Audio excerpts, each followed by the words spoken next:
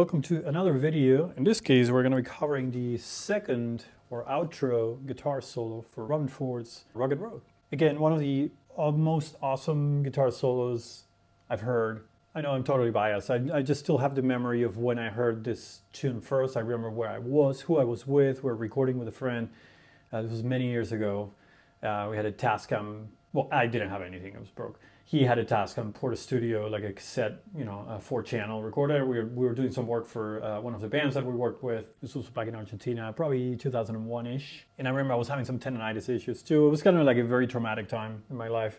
And at the same time, discovering this recording was just like mind-blowing to me. It really changed a lot of conceptions and things that I thought about music and how I thought about music. And, even I would say it probably influenced my commitment to music to some extent. It was very, like a huge influence. And I always have had a special place in my heart for this album and for the song specifically. So the album itself there's no bad songs in my humble opinion. It's great. The solos are great.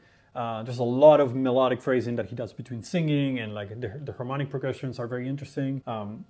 Before we start with the solo, I can't say enough good things about it. I love it. And if you haven't checked out the entire album, just go in detail and do it, listen to it, because there's a lot to learn from it and to information to grab from the album itself. The way he plays, it will inform your playing in a way that not many influential artists out there can do. At least, again, for me. Has been my experience. Okay, so before we go, if you are watching this and if you have downloaded the materials in the past, if you have an idea on how to transcribe, how to route music and like tabs and whatnot, you know that it takes some work and hours, and like the video editing and recording in 2 languages like I'm doing, it takes a ton of time to put this stuff together. So if you are using this, please subscribe. And if you have any questions or any comments or suggestions, please feel free to drop a comment or to hit like. It will, that way, it will help the algorithm push it out to more people so more people can see it and benefit from this information. I didn't have anything like this when I was growing up because I had no internet. The tune is in the key of B, like I mentioned in my first video with a transcription of the first solo, which it is on my channel if you want to look at it. And specifically for the solo, it will move a minor third up to the D7 chord. Here we go. It will start with the pentatonic scale of D. It starts playing with the following phrase.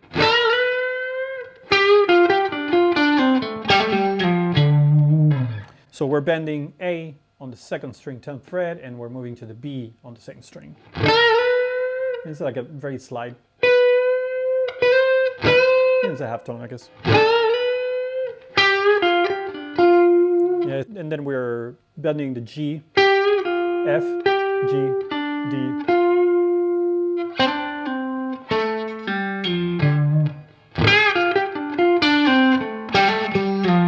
That's the right way. So D to C, A, G, and then we do a hammer-on pull-off. D, F, and we land on the D, right? And then we kind of start in a similar way, but we're going to move mostly to the minor pentatonic scale to some extent. So G on the 2nd, F, D. Now we move to the 3rd string and we'll play the B, D again, and then F and F sharp.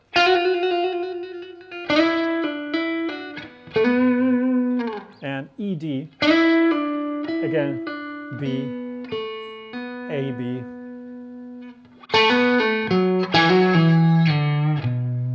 And then we have A to B and then E to F sharp, kind of a similar rhythmic motive. D natural, B. The next lick is one of the harder ones, and it is essentially mixing the outline of a B7 chord with the diminished scale half-whole, the half-whole diminished scale. So we start with the B on the 6th string. This is the way, at least the fingering that I'm using, that is the most comfortable to me. It's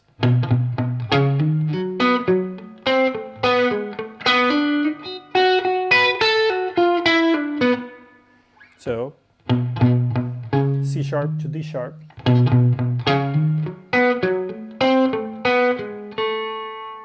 And then we have F sharp to A, C natural, A, B, G sharp, A.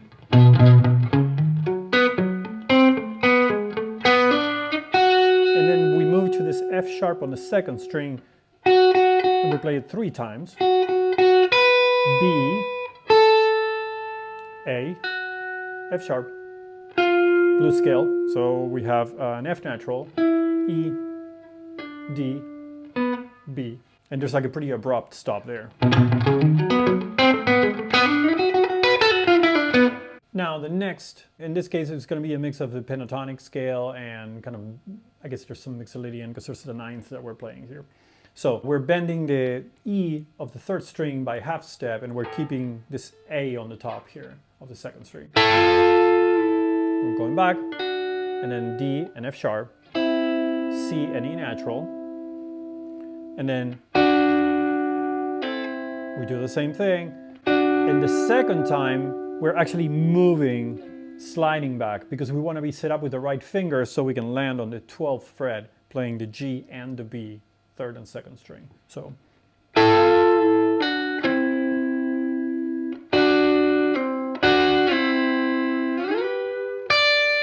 Then we play the D on the 1st, and we're doing a rake with the right hand, and we're playing B and F and slightly bending that up. And now we're going to use the following.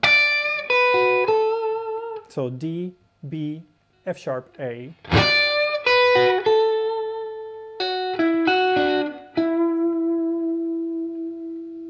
Right? And now we're doing kind of like a sweep picking up, I guess.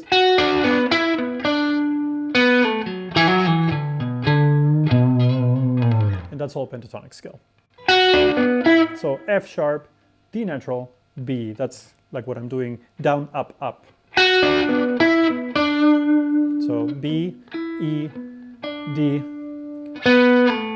B to A. And then we're going that hammer on pull off kind of thing between E and F sharp. D,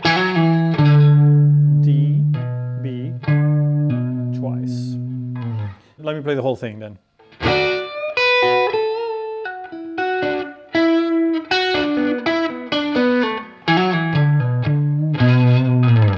And now we're playing, outlining a B7 chord, and there's some chromaticism and some extensions of the chord added to it. And here is the next lick.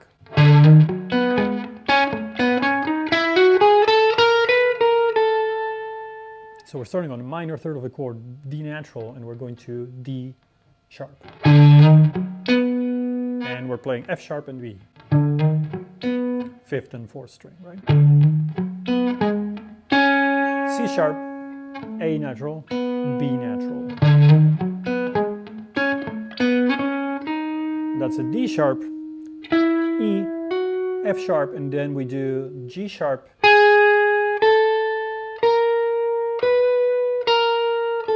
so chromatically between F sharp we go all the way up to the B, and we go backtrack to and land on A natural.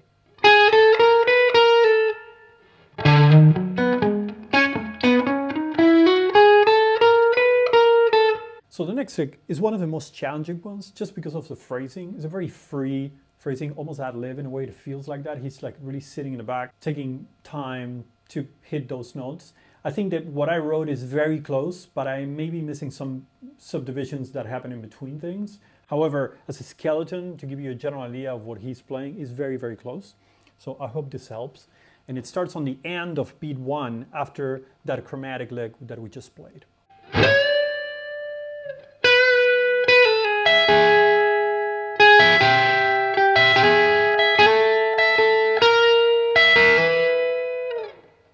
So everything keeps ringing. There's a lead ring that I marked on the part, and that E on the top keeps ringing at all times. And like I said, the phrasing is pretty free, and that is what makes it a little bit challenging to write it. I tried hard to get as close as I could, and I think it's pretty decent. But again, it's not perfect. The other thing you could also think in terms of, for having a reference, this is a version, a more free version of this kind of thing. Right, like, right? You could also use the 3rd string if you don't want to do everything on the 2nd. For me, for consistency purposes, like of sound and like just of what I am, it's easier to just play it on the second string, like the moving line on the second string, so I don't have to go to the third, right? But you could, this G natural, you could play it on the third, and it would be totally fine. Okay, so the next, right after you're done with that, we're gonna go back to the D7 chord. That previous lick, by the way, is the first time that we actually hit the E7, right?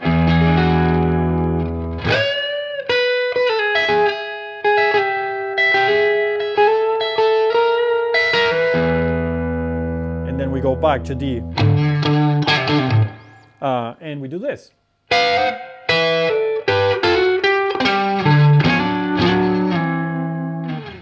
And this is a tritone, so B and F natural, and we're sliding that by half step up. And then this is all double stops next. So B and E, G and B,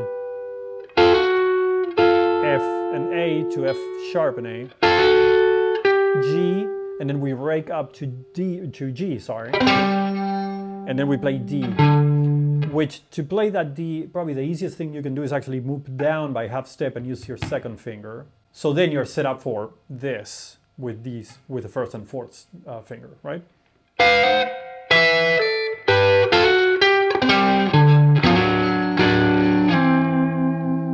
And this is nothing more than just the third of the chord, so that F sharp and the D, fifth and fourth, and then we're moved back a whole step. You could also play it here. So F sharp at the bottom here on the fifth string and the D on the seventh fret of the third. It just sounds less full, and from what I can hear in the recording, like sound-wise, I'm pretty sure he's playing it like this. And the last lick is just a pentatonic box kind of thing.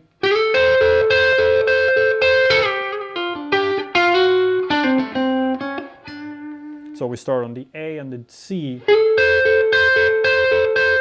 and we slide back to G. And I think that this happens, I'm not 100% sure, but I'm pretty sure it does. That very quickly. So D to G and F and then F sharp. D and then D, C, A, chromatic, C sharp.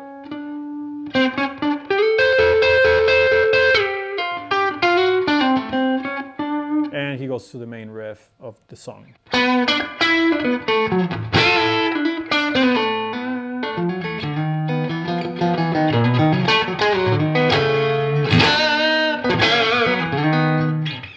Okay, so I'm going to play the whole thing slow for you guys to have a reference.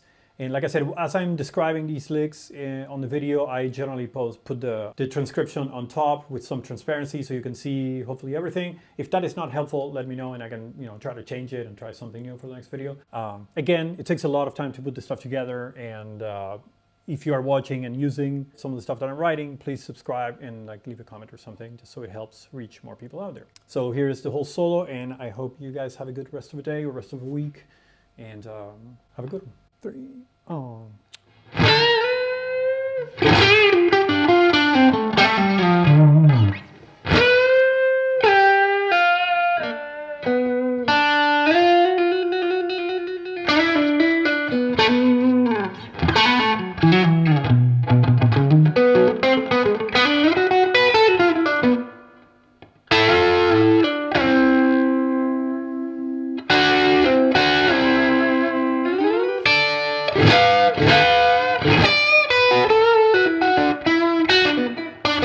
Thank you.